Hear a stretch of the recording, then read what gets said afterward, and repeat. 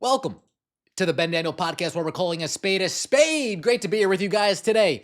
For those of you who aren't aware, NBA and TNT, their time has come and their time has gone heading into next season. Turner Sports no longer has rights to the NBA. In fact, a majority of the NBA's rights in this new TV deal, a majority of those rights are given to ESPN, ABC, the Disney conglomerate that it is. And this now has NBA and NHL on the same network. They are partners together. They are in business together. They're under the same umbrella. But one thing about NHL players, unlike the NFL players, they don't care about sugarcoating the truth. Unlike former NFL players, let me clarify. Unlike former NFL players, unlike former NBA players that are out there, they don't really care about sugarcoating the truth. We have the Kendrick Perkins and the Udonis Haslams, and they tiptoe around it. They maybe dip their toes in it a little bit, but they never really call a spade a spade. And ESPN First Take, after the hype that was the Nations Cup, I'm watching the finals between Canada and USA right now. After the hype that was the initial game, ESPN decides, we're gonna jump on this bandwagon and we're gonna bring on PK Subban and he's gonna talk NHL with us. And PK Subban took this as his opportunity to tell the world how he really feels about the NBA, to tell ESPN how he really feels about the NBA, to tell the players, more importantly, the truth and what everybody is thinking, but people around them are far too scared to tell them. Let's take a listen. In terms of the money, you're probably right. There is a lot of money. But once again, I ask the question, what are you playing for? Like, if you're really about it, if you're really about sports, then you're about two things, your teammates and the fans. And I'm sorry, it doesn't matter how much money you're making.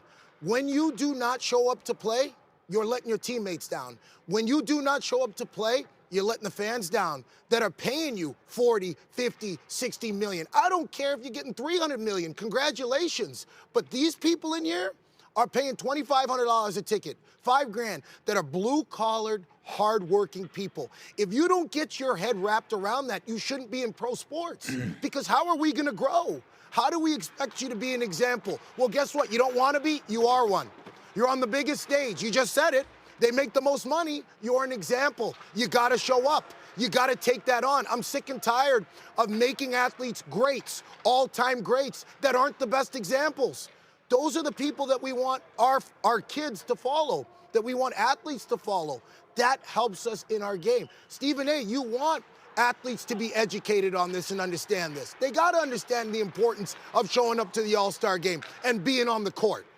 And playing banged up sometimes. And playing injured maybe at times. Thank you. And participating, because here's the thing. Because you're making 100, 200, 300 million, you should be out there banged up. You should be. That's why we pay you, is to max out. We talk about greatness and it being the longevity of somebody's career. I don't care if you play 50 years. I want your best 10. I want you on the court dominating. I want you to go all out. I want Michael Jordan. I want Kobe. That's what I want in every sport. That's the guy that I follow. You're a different version than that, you don't get my respect. Woo! Woo! God damn, folks. Did he tell any lies? Did he exaggerate the truth at all? Or was everything he said bang on, spot on? Folks, I remember I was getting ready to go to a Los Angeles Lakers Brooklyn Nets game. I've never seen LeBron in person.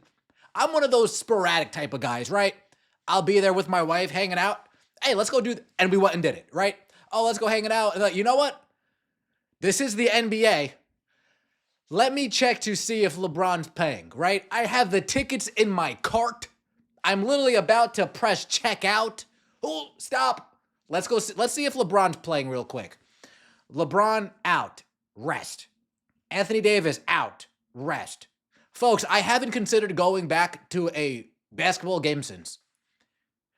I haven't considered going back to an NBA game since. He is absolutely right, and that doesn't get touched on enough. The fans who show up to these games, those are the people that get let down. Those are the people that get disrespected the most. He's talking about the ones that pay $2,500, $5,000. Those are probably the more wealthy end of the fans. Let's talk about the ones that pay $50, $100, $110, $210, $300. Folks, if I'm paying $300 for a seat, I better really want to go to the game. I go to Barclays Center, $200 a seat. You sit in the loge section, you get a nice $200 in the Barclays Center. You get a nice seat, you get all-inclusive food, you get free fountain drinks, and if you want, you pay for an alcoholic beverage. That's the Barclays, $200. That's not a bad deal because I'm not paying for food. But if I'm paying $100 for my ticket, then I'm paying $30 for parking, then I'm paying $20 for a Coke, then I'm paying $15 for a hot dog, then I'm paying $16 for a beer, then I'm paying $16 for whatever nice drink my wife. You see how it adds up? You spend all your money, you spend all your time, you dedicate this. Some people, maybe you just put, you know what, I'm going to stash $50 aside every paycheck. And 3 months from now, we're going to go to a game.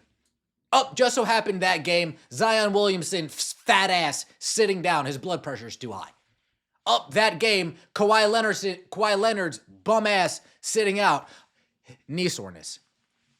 Dude, you're getting paid nearly 50, if not more, $1 million, and you're telling me soreness is having you sit out. Absolutely. I want your best 10 years. Fuck all this sit out shit. These players are in it for themselves. They're narcissists. They are in it for themselves. Players playing sports for the love of the game are more far and few between than they've ever been. Players are looking at it as a come up now. I'll play. I don't really enjoy it, but I'll play it because it gets me money. Fair enough, but it wasn't always like that. And that's part of why the product isn't as good as it used to be either. Players don't really care that much. Win, lose, whatever. I'm playing my friend on the other team, and we're going to go get drinks after this anyway. If you want MJ and Kobe so much, go look at old games. This is the new generation's NBA. If you don't like it, turn the channel. The product is 100 times better than early 2000s, 90s, and 80s era cry about it. Can you imagine saying the product is better now than it was during the 90s? The entire country disagrees. During the 90s, All-Star games drew 16 million and upwards. All-Star game just drew 4.6 million. Nobody's tuning in. FYI. He didn't mention any names, but Bron fans are already crying in the comments. I am convinced NBA players actually hate basketball. I would say the NBA is definitely the sport that players care least about winning and the fans. It didn't used to be that way. Way to school these NBA honks. No comparison between players who proudly represent their country versus crybabies. Let's not even go there. People who proudly represent their teams over crybabies. These people don't even represent their teams anymore because they're team hopping every 5 minutes. These guys get paid upwards of 60, 70, 80 million dollars, and they come up with every excuse in the book not to play. It's disgusting. Let me know what you think in the comment section below. I appreciate all the support. It's a shame that PK Subban had to be the one that makes his name known speaking facts. Monica McNutt made her name known on ESPN being delusional and telling lies. PK Subban has a come up off that clip right there. Why? Because it was all facts. Let me know what you think in the comment section below. I appreciate all of the support. Don't forget to like the video if you enjoyed and subscribe to the channel. That would mean so much to me. We'll see you next time, and as always, take it easy.